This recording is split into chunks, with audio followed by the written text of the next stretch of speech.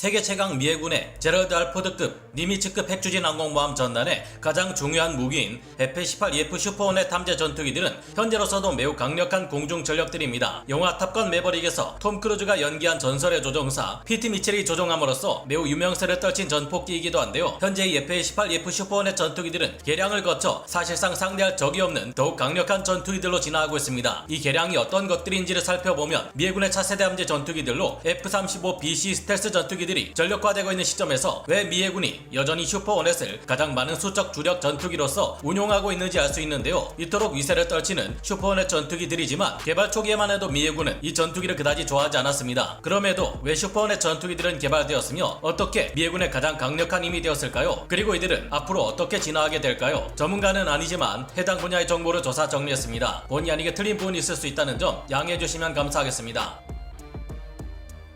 미 해군에게 있어 최고의 로망이었던 F-14 톰캣 탐제 전투기에 비해 F-18 호넷 전투기는 영 마음에 들지 않는 전투기일 수밖에 없었습니다. 원래 미 해군은 혁신적인 전투기였던 F-14 톰캣과 A6 인트루더 공격기만으로 항공모함의 함재 전투기 전력을 꾸리려 했는데요. 그러나 F-14의 도입 비용 및 운용 비용은 너무 비쌌고 하필 이 시기 예산 삭감의 폭풍이 불어닥쳤습니다. 좀 더 저렴한 다운그레이드판 F-14 전투기들로 부족한 전력을 메우려 했던 미 해군이었지만 이마저도 한계가 있었습니다. 결국 미 해군은 싼 가격의 F-14와 A6 공격기의 임무를 보조할 수 있으면서 당시 다목적 3세대 전폭기였던 F-4 팬텀2와 경공격기였던 A7 커세어2를 대체할 수 있을 만한 경전투기를 원하게 됩니다. 이를 위해 NACF 사업이 시작되었고 이를 위해 VF-AX라는 이름의 새로운 전투기를 개발하려 합니다. 그러나 이미 운용 중이던 F-14를 감당하기도 벅찼던 미 해군은 NACF 사업의 새로운 후보로 F-16 전투기와 YF-17 전투기의 함재기형 중 하나를 함재 전투기로 검토하게 됩니다. 여기서 노스롭 그루먼은 맥도넬 더글라스와 함께 YF-17을 함재기로 바꾼 전투기를 제안했는데 이것이 바로 초기 F-18 호넷 전투기였습니다. F-16은 함재기로 아예 재설계되는 과정에서 많은 현실적인 한계가 드러났고 공군기지가 아닌 항공모함에서는 개량을 거쳐도 더 안정적이고 함재기로 적합한 것은 YF-17로 평가되었습니다. 그러나 전력화되자마자 F-18 호넷은 많은 문제점을 드러냈는데 그 중에서도 가장 문제가 되었던 것은 부족한 전투행동 만경이었습니다. 외부 연료 탱크를 탑재하지 않은 상태에 F-18 호넷은 1000파운드급 항공폭탄 2발을 장착할 경우 전투행동 반경이 불과 407km에 불과했습니다. 이전에 경공격기였던 A7 커세어2마저 이 상태에서 전투행동 반경이 741km였는데 이보다 크게 부족한 호넷 전투기는 심각한 수준이었죠. 역시나 실제로 리비아 공습과 걸프전에 호넷 전투기를 투입해본 결과 전투행동 반경의 부족 문제가 매우 심각하게 대두되었습니다. 호넷 전투기는 실전 배치되자마자 온갖 개량이 수도 없이 가해졌지만 하필 가장 중요하고 문제가 되는 전투행동 반경만 안 늘어나게 됩니다. 미 해군은 이제 장기적인 관점에서 고민하지 않을 수 없게 됩니다. 호넷 전투기의 근본적인 문제를 해결하기 위해 확대 개량된 새로운 설계의 전투기가 필요해진 것입니다. 이를 위해 탄생한 것이 바로 오늘날의 함재 전투기인 F-18EF 슈퍼호넷입니다.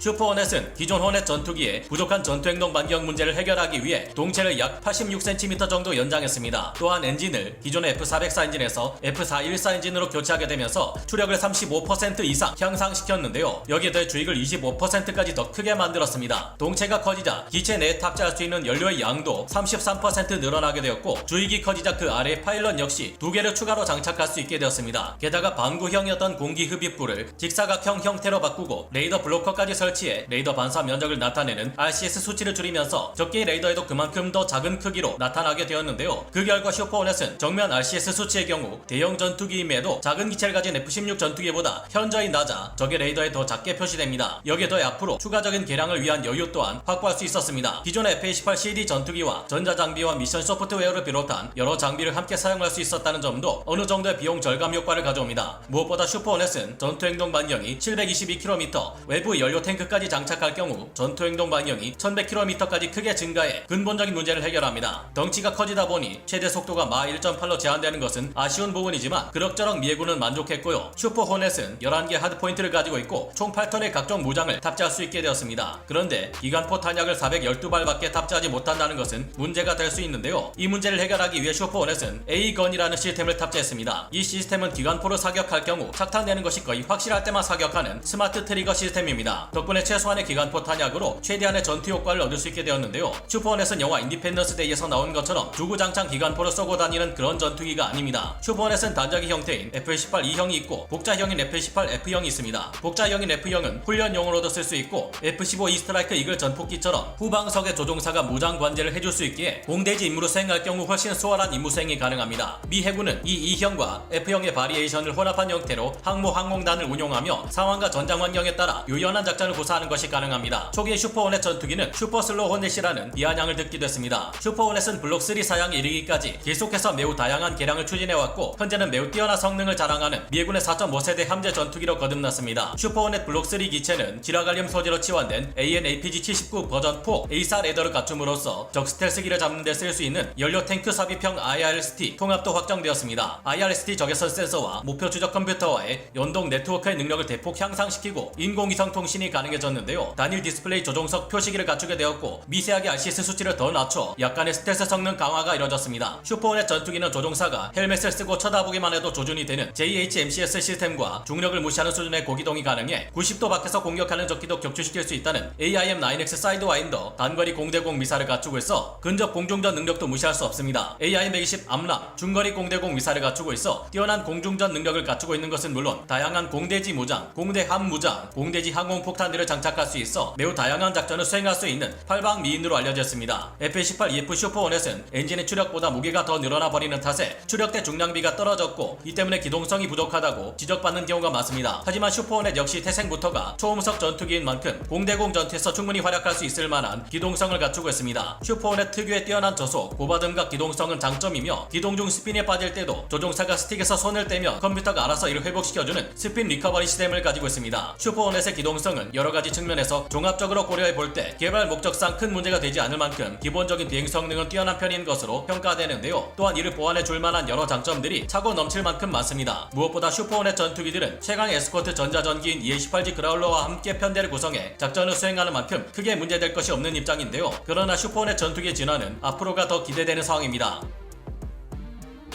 현재 F-18EF 슈퍼호넷 전투기는 적들로 하여금 대응 자체가 불가능할 정도로 강력한 개량을 진행 중입니다. 우선 이미 칼 빈슨 항공모함의 슈퍼호넷 전투기들이 SM-6 함대공 미사를 공대공 미사일로 전용한 AIM-174B를 양쪽 주익에 탑재하고 있는 모습을 이번 림팩 2024 훈련에서 드러냈는데요. 이 AIM-174B 공대공 미사일은 중량이 1.5톤에 달하는 엄청난 미사일로 기존의 중거리 공대공 미사일인 AIM-120 암람이 195kg 정도의 중량을 가진 것에 비하면 믿어지지 않을 정도로 엄청난 체급의 미사일입니다. 본래 사거리가 460km에 달했던 SM-6를 초음속 전투기에서 발사하는 AIM-174B 공대공 미사일은 사정거리가 무려 600km 수준으로 현존하는 중국의 PL-15 미사일과 PL-17 미사일은 물론 개발 중인 PL-21 공대공 미사일조차 압도적으로 능가하는 수준의 초장거리 공대공 미사일입니다. 러시아의 초장거리 공대공 미사일 중에도 이만한 괴물은 없는데요. AIM-174B는 마 3.5에 달하는 초음속으로 비행하며 적기는 물론 순항 미사일과 준중거리 및 단거리 탄도탄, 극초음속 미사일까지 어느 정도 요격이 가능한 무기로 예상됩니다. 현재 슈퍼호넷 전투기의